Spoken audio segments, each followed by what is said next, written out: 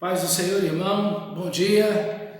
Nessa manhã tão maravilhosa que Deus nos concede, nós queremos abrir a Bíblia, as Escrituras Sagradas, para meditarmos no livro de Isaías, no capítulo 48, 49 e 50.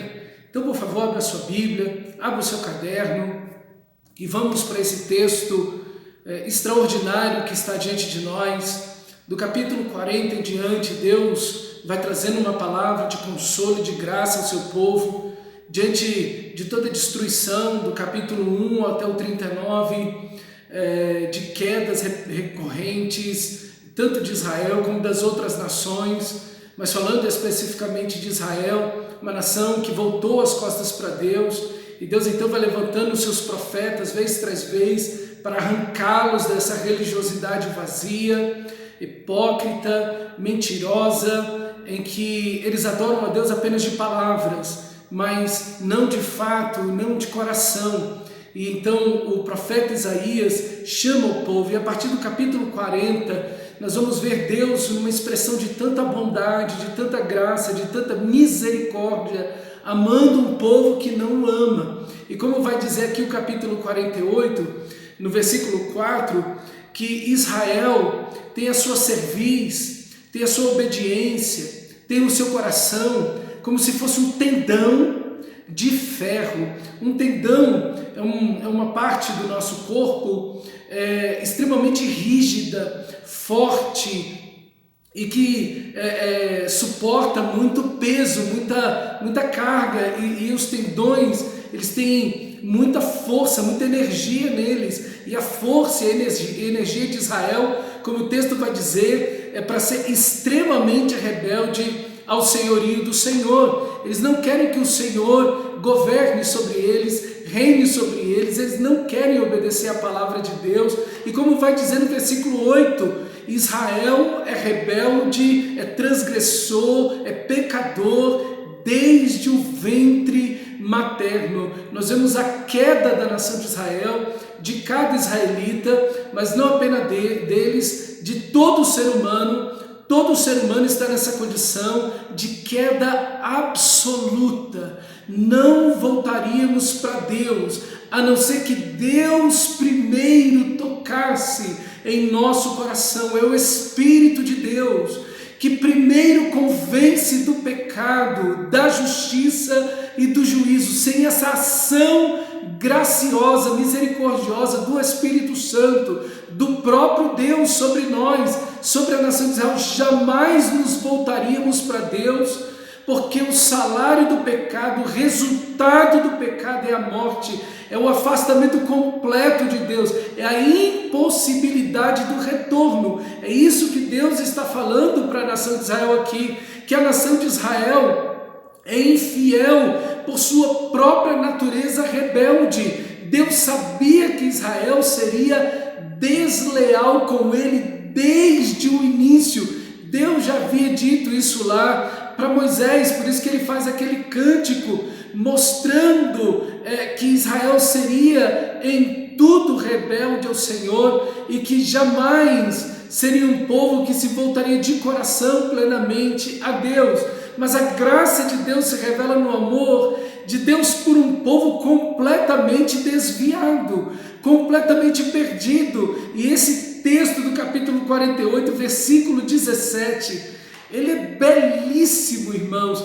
Ele revela o grande amor de Deus, a grande misericórdia de Deus, não apenas com Israel, mas essa misericórdia que se estende pelas nações, essa misericórdia de Deus que alcançou você, essa misericórdia de Deus que está sobre a sua família, sobre a nossa cidade, sobre o nosso país. Meu amado irmão, a esperança da salvação, não porque o ser humano é bom em si, porque, como a Bíblia vai dizer, não há nenhum justo, não há nenhum sequer, não há ninguém que seja bom. Como Jesus disse, bom só há um, que é Deus. A esperança de salvação não porque exista bondade no coração humano, não porque o ser humano voltaria para Deus, mas existe esperança da salvação por causa da graça de Deus, por causa do amor de Deus, por causa da misericórdia de Deus. E o versículo 17 diz assim: assim diz o Senhor, o teu Redentor, o Santo de Israel: eu sou o Senhor, o teu Deus, que te ensina o que é útil e te guia pelo caminho em que deves andar. Ah, se tivesses dado ouvidos aos meus mandamentos, então seria a tua paz como um rio e a tua justiça como as ondas do mar. Também a tua posteridade, os teus filhos e netos, seriam como a areia, e os teus descendentes como os grãos de areia, e o teu nome nunca seria eliminado nem destruído de diante de mim. A palavra de Deus é o meio pelo qual Deus governa, Deus dirige, Deus orienta, Deus provê e protege. É a maneira como Deus se revela ao seu povo. Quando o povo de Deus não caminha segundo a palavra, não há paz como um rio. A descendência desse povo é mirrada e destruída pelos seus próprios pecados. O Senhor nosso Deus quer governar as nossas vidas. O Senhor nosso Deus quer governar o nosso casamento, a educação dos nossos filhos, como investimos o nosso tempo, dinheiro, talentos, inteligências, recursos. Deus quer guiar a nossa vida. A melhor coisa para o cristão é encontrar o senhorio de Cristo, porque antes disso, antes do senhorio de Cristo, tudo que você e eu tivemos foi liberdade, e na nossa liberdade colocamos a nossa vida nas mais densas trevas, pelas nossas próprias atitudes, pelas nossas próprias obras, e de lá o Senhor nos resgatou e nos ensinou a orar: venha o teu reino, seja feita a tua vontade, como o Senhor faz nos céus, faz na terra, faz em nossa vida. A maior bênção para o cristão é a vontade de Deus. A alegria do cristão é a vontade de Deus. Meu amado irmão, que o seu coração não seja como um tendão de ferro, mas que o seu coração seja contrito e quebrantado, humilhado diante do Senhor, porque um coração contrito e quebrantado, o Senhor não desprezará. Meu amado irmão, esse texto de Isaías nos chama a esse quebrantamento, e o capítulo 49 então entra falando sobre uma profecia, ou sobre profecias que se cumprem em Jesus, na missão de Jesus, mas também na missão da própria igreja. Acompanhe comigo esse texto maravilhoso. Ouve-me, terras do mar, e vós, povos de longe, escutai. O Senhor me chamou desde o meu nascimento, desde o ventre da minha mãe, fez menção do meu nome, fez a minha boca como uma espada aguda, na sombra da sua mão me escondeu, fez-me como uma flecha polida e me guardou na sua aljava. Ele me disse: tu és o meu servo, és Israel, por quem hei de ser glorificado. Eu mesmo disse: debalde tenho trabalhado, inutilmente gastei as minhas forças, todavia o meu direito está perante o Senhor, a minha recompensa perante o meu Deus. E então ele vai falar do servo do Senhor, do nosso Deus, do nosso Senhor Jesus Cristo, porque ele vai ser glorificado nele. Que coisa maravilhosa é você investir a sua vida, não naquilo que é inútil, mas naquilo que é útil, que é a palavra de Deus. Como o texto que nós acabamos de ler: eu vou ensinar a vocês aquilo que é útil.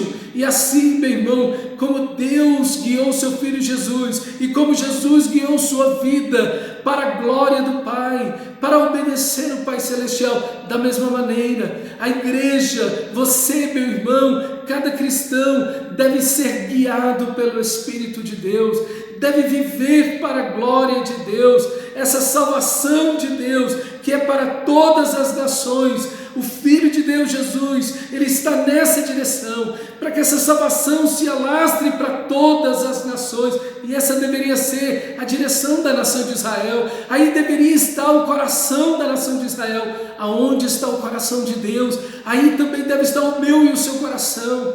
O meu coração deve estar na palavra de Deus e o seu coração. Nós devemos ter um coração aonde Deus tem o seu coração. A sua palavra, a palavra de Deus é esse instrumento maravilhoso de guerra. É um instrumento, uma espada afiada de 2 gumes. Ao mesmo tempo que a palavra de Deus é um bisturi que cura, que extirpa o câncer, que vai na ferida, que trabalha para tirar a doença. A palavra de Deus é esse bálsamo, essa cura, esse bisturi de Deus. Ao mesmo tempo, essa palavra de Deus, ela é uma espada de 2 gumes com a qual você pode enfrentar lutas, batalhas, os inimigos que se colocam diante de você. Essa palavra que fere e destrói, dá vida e mata. Ora como um bisturi e ora como uma espada.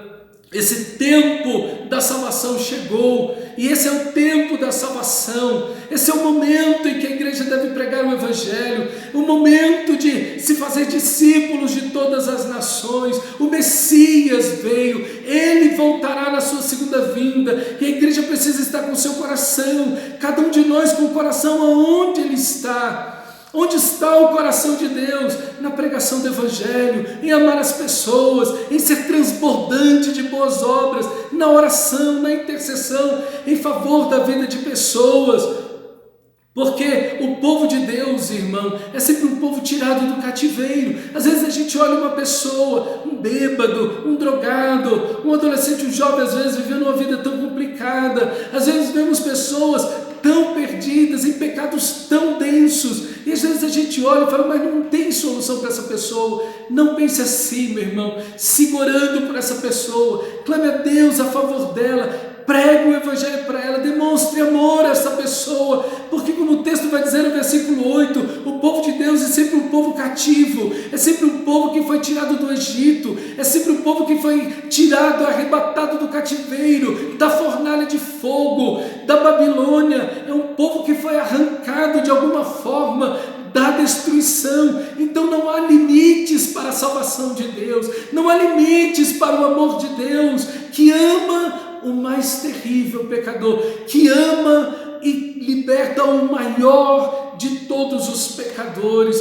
O sentimento de Israel foi por tantos séculos, meu irmão, um sentimento de revolta contra Deus, um sentimento de abandonar a Deus. Mas no capítulo 50, nós vamos ver como Deus, ele com esse amor tão maravilhoso vai vencendo essa resistência de Israel, amando Israel, apesar de séculos de destruição que Israel havia vivido, que Israel ia fazendo suas opções, suas escolhas, na sua liberdade, sendo guiado à mais plena destruição. Mas Deus diz para ele, ainda que a tua mãe se esqueça de você, ainda que a mãe se esqueça do filho que gerou, eu não esquecerei de ti jamais.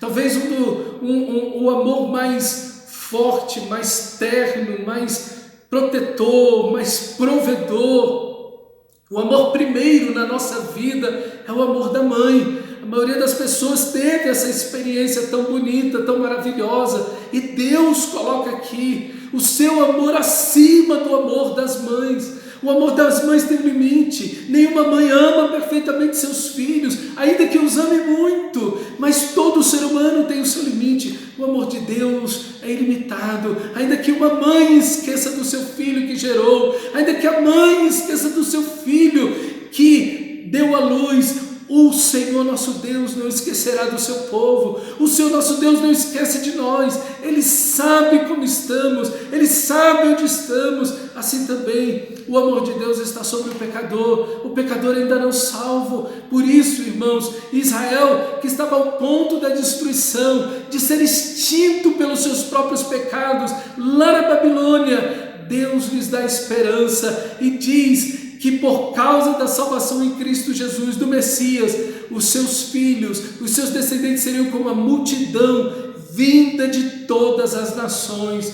Por isso, meu irmão, é possível que por meio da igreja, multidão de nações possam vir ao Senhor, pessoas de todos os povos, tribos, línguas e raças, pessoas que estão perto de você, pessoas que Deus colocou na sua vida, pessoas que Deus colocou como seu vizinho, como seu parente, como quem trabalha com você ou estuda com você, para que você pregue o Evangelho, para que você fale da graça e do amor de Deus para essas pessoas, que você seja esse instrumento de Deus. Não desanime, meu irmão, não fique esmorecido. Às vezes o nosso coração fica chateado porque a pessoa resiste à palavra de Deus, resiste ao próprio Deus. Lembre, não é você. Ele não está resistindo a você, está resistindo à palavra de Deus.